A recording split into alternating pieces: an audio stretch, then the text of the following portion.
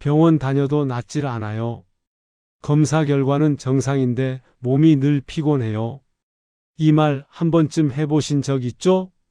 하버드 의대 연구에 따르면 만성질환 환자의 78%가 의학적 원인이 아니라 생활 습관의 반복적 오류 때문에 병이 악화된다고 합니다. 즉, 약이 아니라 습관이 병을 만든다는 것입니다. 그런데 놀라운 사실은 그 습관 대부분이 우리가 건강을 위해 하고 있다고 믿는 행동들이란 겁니다. 오늘은 당신을 병들게 하는 10가지 숨은 습관, 즉 건강 10계명의 반대편을 하나씩 파헤쳐 보겠습니다. 제1계명 물을 많이 마시면 건강하다는 착각. 물 많이 마시라는 말 정말 많이 들어보셨죠? 하루 2리터, 3리터 마셔야 한다고들 합니다. 하지만 서울대 보건대학원 연구에 따르면 하루 3리터 이상 물을 마신 사람 중 40%가 저나트륨 혈증 위험군으로 분류됐습니다. 지나친 수분 섭취가 오히려 전해질 불균형을 만들어 피로와 부종을 유발한다는 겁니다.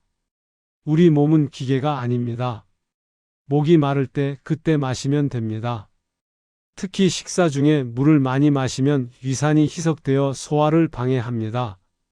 음식물이 제대로 분해되지 않으면 영양소 흡수도 떨어지고 속도 더부룩해집니다. 해법은 간단합니다. 내 몸이 목마를 때만 한 모금씩 천천히 마시세요. 체온과 비슷한 미지근한 물이 가장 좋습니다. 아침 공복에 마시는 따뜻한 물 한 잔, 이것만으로도 충분합니다. 제2계명 아침은 꼭 챙겨야 한다는 함정. 아침을 거르면 안 된다는 말 어릴 때부터 들어왔습니다.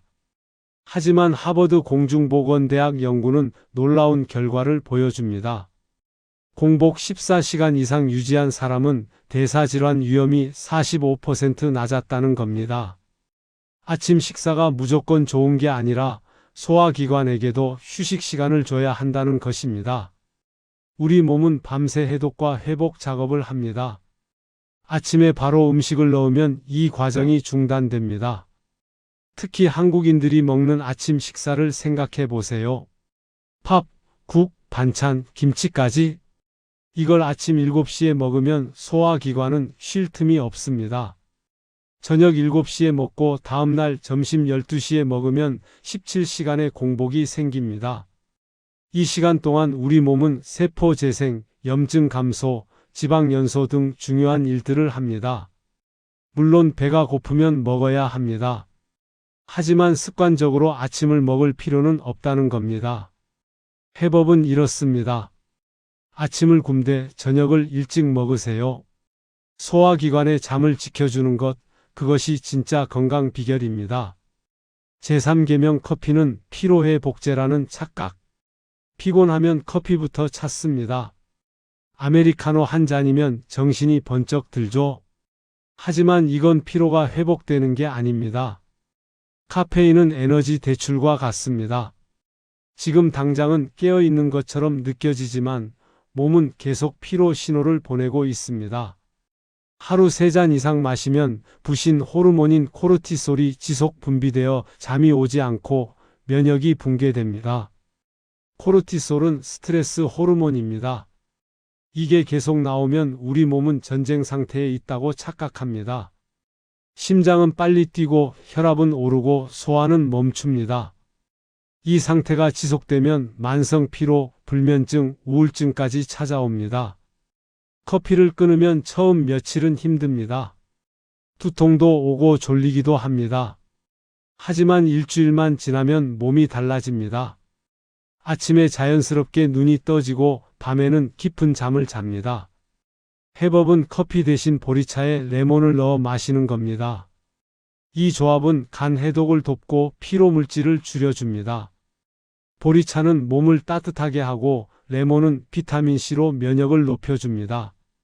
제4계명 늦게 자도 8시간 자면 괜찮다는 거짓말? 8시간만 자면 된다고 생각하시나요? 새벽 2시에 자서 오전 10시에 일어나도 8시간이니까 괜찮다고 생각하시나요? 절대 아닙니다. 멜라토닌 분비는 밤 10시부터 새벽 2시에 집중됩니다.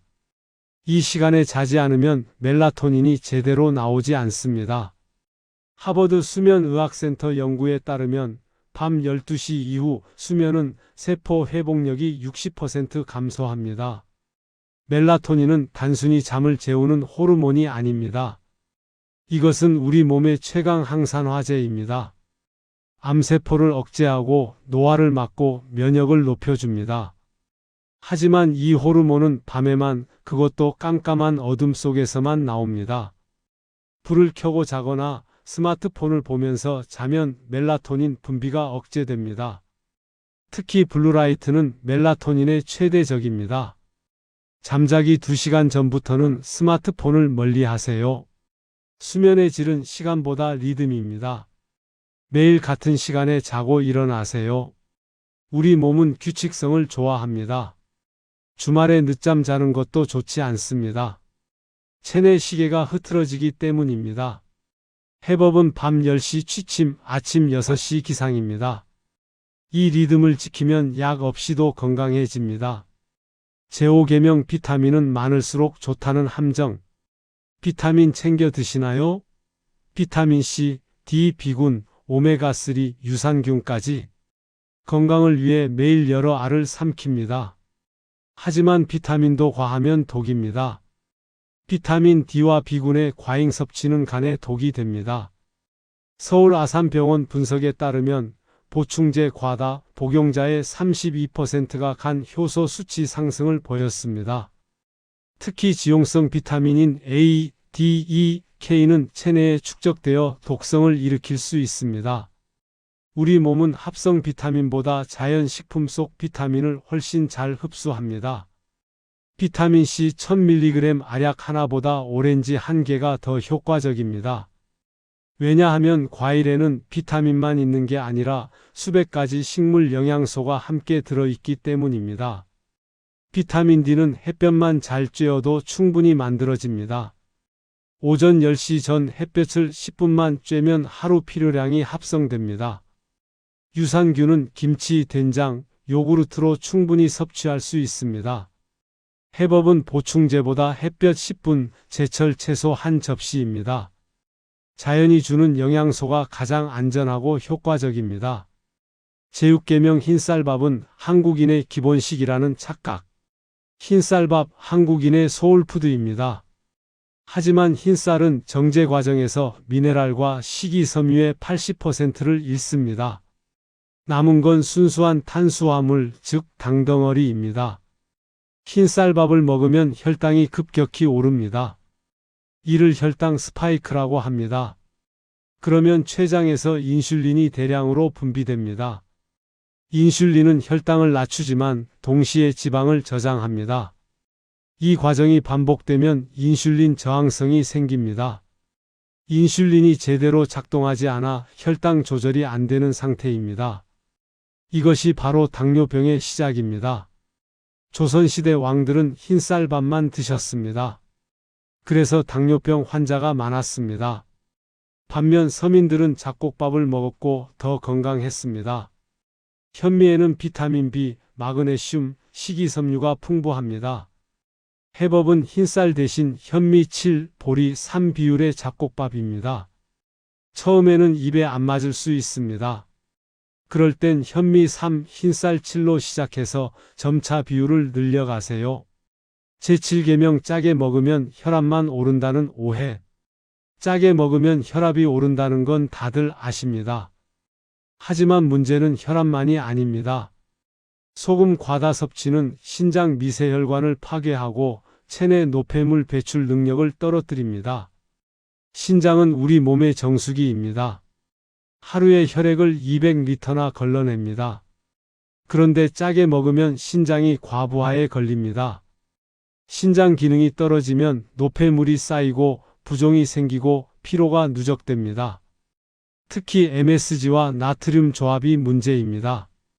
가공식품, 라면, 치킨, 피자에는 MSG와 소금이 동시에 들어갑니다. 이 조합은 미각을 마비시켜 더 짠 음식을 찾게 만듭니다.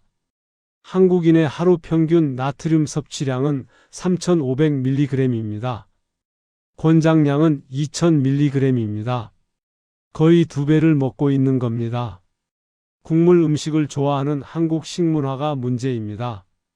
해법은 천일염에 식초를 조합하는 것입니다. 식초는 감칠맛을 높여주면서 나트륨 양을 줄일 수 있습니다. 국물은 건더기만 먹고 국물은 남기세요. 이것만으로도 나트륨 섭취량이 절반으로 줄어듭니다. 제8계명 운동은 헬스장 가야 한다는 착각. 운동하려면 헬스장 가야 한다고 생각하시나요? 하루 종일 앉아 있다가 저녁에 1시간 운동하는 것, 이건 하루 종일 담배 피우고 저녁에 금연하는 것과 같습니다. 하버드대 연구에 따르면 30분마다 일어나 1분 걷기만 해도 사망률이 40% 감소합니다. 운동은 순간의 강도가 아니라 하루 종일의 움직임 총합입니다. 우리 몸은 움직이도록 설계되었습니다.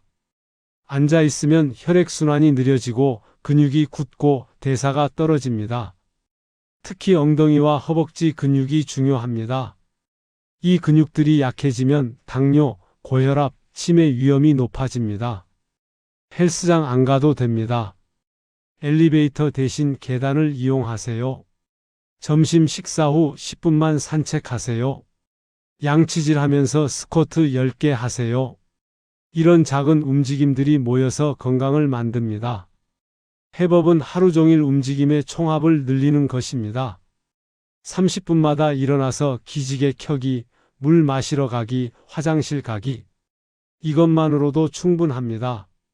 제9계명 깨끗하게 씻는 게 건강하다는 착각. 매일 샤워하시나요? 비누로 온몸을 깨끗이 씻으시나요? 항균 비누 쓰시나요? 그렇다면 당신은 피부의 방패막을 매일 파괴하고 있습니다. 우리 피부에는 수백만 마리의 미생물이 살고 있습니다. 이들은 유해균을 막아주는 방패막입니다. 잦은 샤워와 항균 비누는 이 유익균들을 죽입니다. 그러면 피부염, 아토피, 건조증이 생깁니다. 특히 뜨거운 물로 오래 샤워하면 피부 유분이 제거되어 피부 장벽이 무너집니다. 샤워 후 피부가 당기고 가려운 이유가 바로 이것입니다. 보습제를 아무리 발라도 근본적인 해결이 안 됩니다. 서양인들은 매일 샤워하지 않습니다. 특히 겨울에는 2, 3일에 한 번씩만 샤워합니다. 우리도 매일 샤워할 필요가 없습니다. 땀을 많이 흘린 날에만 샤워하고 평소에는 물로만 씻어도 충분합니다. 해법은 하루 1번 미지근한 물로 피부 유산균을 지키는 목욕입니다. 비누는 겨드랑이와 사타구니 같은 부위에만 사용하세요. 얼굴은 물로만 씻어도 충분합니다. 제10계명 휴식할 땐 스마트폰으로 뇌를 쉬게 한다는 착각.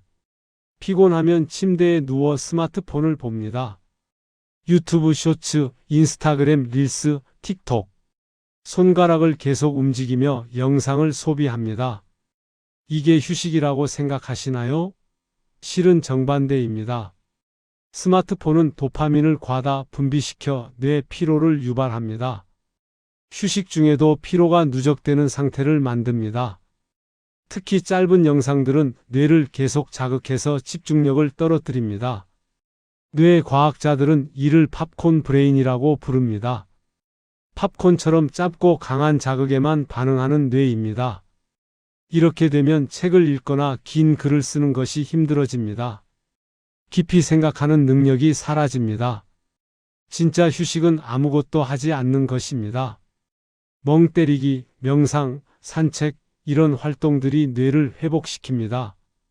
뇌는 쉴 때 비로소 정보를 정리하고 기억을 저장하고 창의력을 발휘합니다. 해법은 하루 10분 아무것도 하지 않는 시간입니다.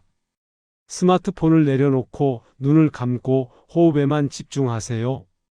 이것이 뇌의 회복 버튼입니다. 건강 10계명 실천 루틴. 자, 그럼 어떻게 해야 할까요? 비싼 약, 복잡한 운동, 새벽 수영장 필요 없습니다.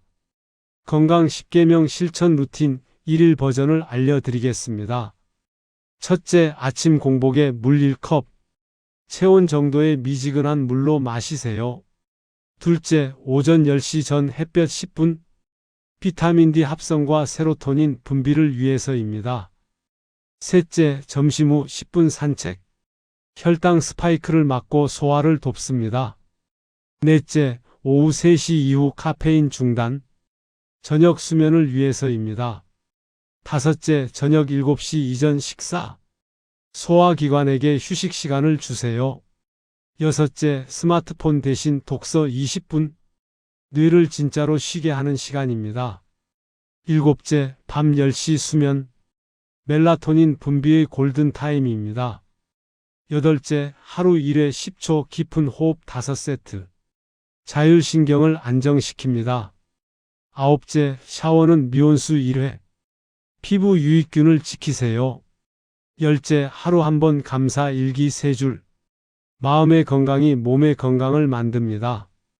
이 10가지만 지키면 몸의 자가회복 시스템이 다시 깨어납니다.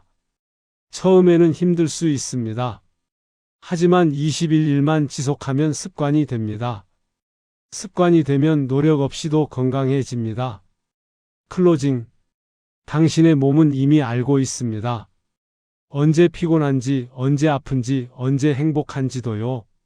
그런데 우리는 너무 바빠서 그 신호를 무시하고 살아왔습니다. 병은 벌이 아닙니다. 그것은 단지 몸이 보내는 작은 편지일 뿐입니다. 이제 그 편지를 읽을 시간입니다. 오늘 이 영상이 당신과 당신 가족의 건강을 지키는 첫 번째 시간이 되길 바랍니다.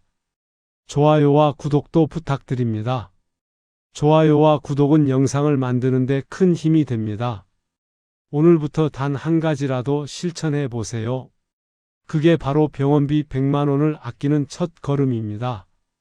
건강은 거창한 것이 아닙니다. 매일의 작은 선택들이 모여서 만들어집니다. 당신의 몸은 당신이 먹은 것, 마신 것, 생각한 것으로 만들어집니다. 오늘부터 당신의 몸에게 좋은 것들을 선물하세요. 당신은 그럴 자격이 있습니다. 건강하세요. 행복하세요. 감사합니다.